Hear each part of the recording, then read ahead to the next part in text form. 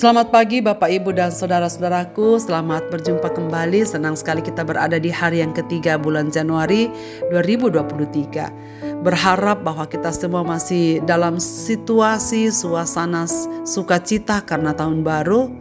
Dan kiranya kita juga tetap memiliki semangat baru untuk berjalan semakin hari semakin baik.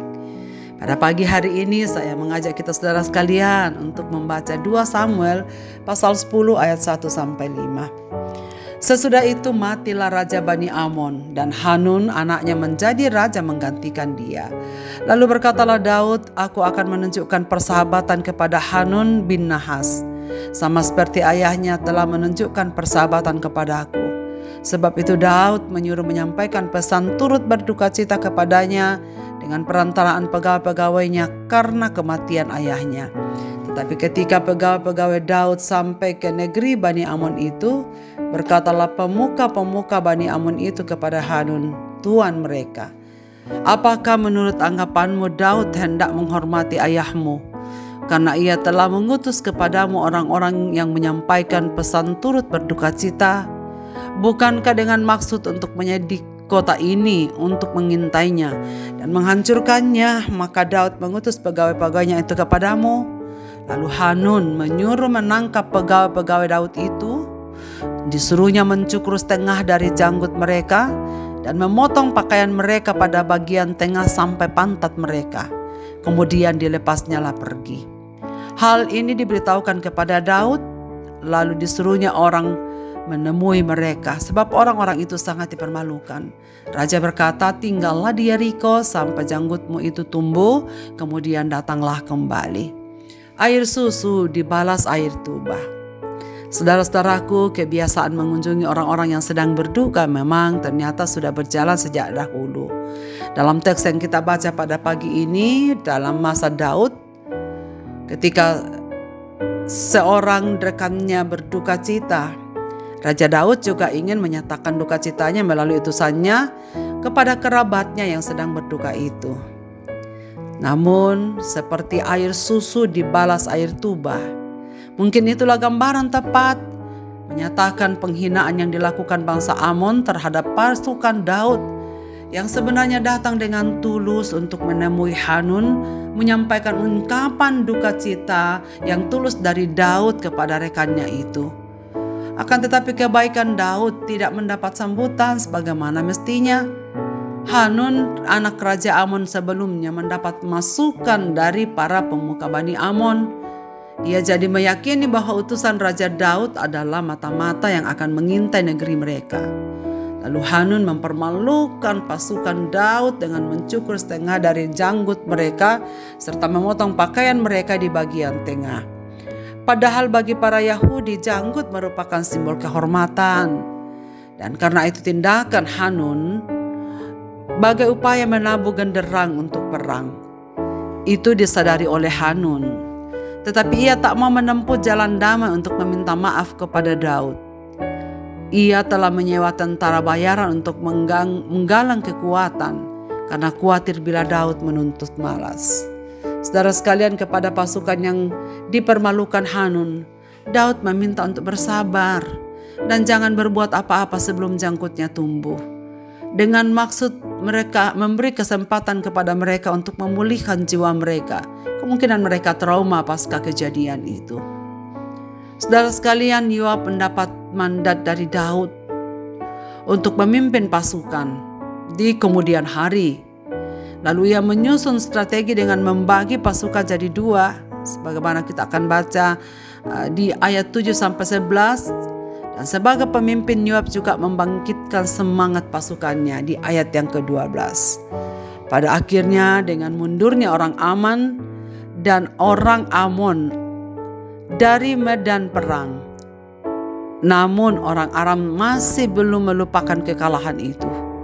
Mereka menuntut balas dengan membawa pasukan yang lebih banyak.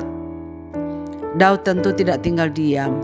Ia pun mengerahkan seluruh kekuatan orang Israel. Daud meminta supaya tidak tinggal diam. Ia pun mengerahkan pasukan supaya melakukan perlawanan terhadap bangsa Aram. Kekalahan membuat mereka jerah melainkan juga pada raja-raja melalui Raja Aram. Nah, saudara-saudaraku yang dikasihi oleh Tuhan, kita lihat pada pagi ini bagaimana Daud adalah orang yang begitu sabar. Kisah ini menunjukkan kepada kita bahwa Daud sungguh-sungguh menunjukkan seperti sikap Kristus, atau bisa juga kita sebut prototipe Kristus. Sabar dan sebenarnya tak ingin membalas kejahatan mereka. Dan Daud sangat menghormati mereka sebagai kawan, sebagai rekan dan sahabat. Kasih karunia-Nya kepada Mephiboset seperti yang kita lihat pada pasal kemarin, dan ketegasannya kepada musuh-musuhnya mengingatkan kita tentang kedaulatan Allah dan kasih Allah. Kasih itu membuat manusia diselamatkan, tetapi kedaulatannya membuat musuhnya dibinasakan. Hanya saja mari kita tetap berpegang teguh pada pengharapan Yesus Kristus.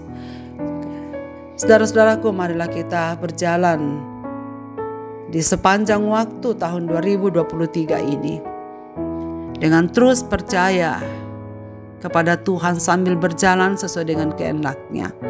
Maka percayalah saudara sekalian bahwa banyak hal yang terjadi dalam hidup kita itu akan sungguh-sungguh diselesaikan oleh Allah itu sendiri bagi kita.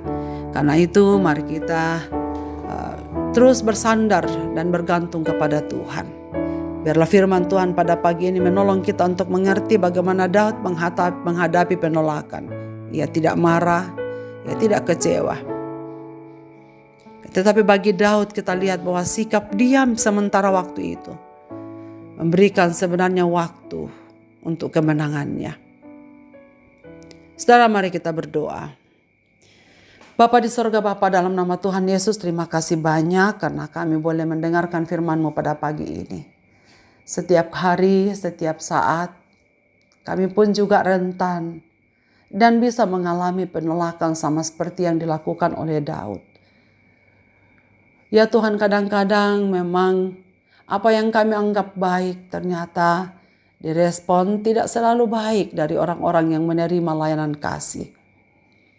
Tapi kiranya Roh Kudus memberikan kami kesabaran sama seperti Daud. Biarlah Tuhan yang melakukan pembalasan sendiri. Dan kami berdoa supaya Tuhan terus memimpin kami untuk menjalani tahun 2023 ini. Dan mohon anugerah-Mu Bapa, supaya kami semakin sempurna, semakin tulus seturut dengan kehendak-Mu. Dimanapun pada pagi hari ini hamba-hamba-Mu berada mendengarkan renungan pagi ini, biarlah anugerah Tuhan turun melawat mereka, memberkati mereka dalam setiap pergumulan mereka di hari ini, dan bahkan kiranya Roh Kudus menolong kami untuk menjalani masa-masa yang akan datang. Kami bersyukur di hari yang ketiga tahun baru 2023 ini, kami semua masih tetap sehat dan kiranya Roh-Mu menuntun kami supaya kami melaksanakan tugas dan tanggung jawab kami dengan baik. Terima kasih banyak ya Tuhan, dengar doa kami. Kami berseru dalam nama Yesus Kristus Tuhan dan Juru Selamat kami. Amin. Selamat beraktivitas Bapak, Ibu dan saudara-saudaraku. Tuhan Yesus memberkati kita sekalian dengan firman ini. Amin.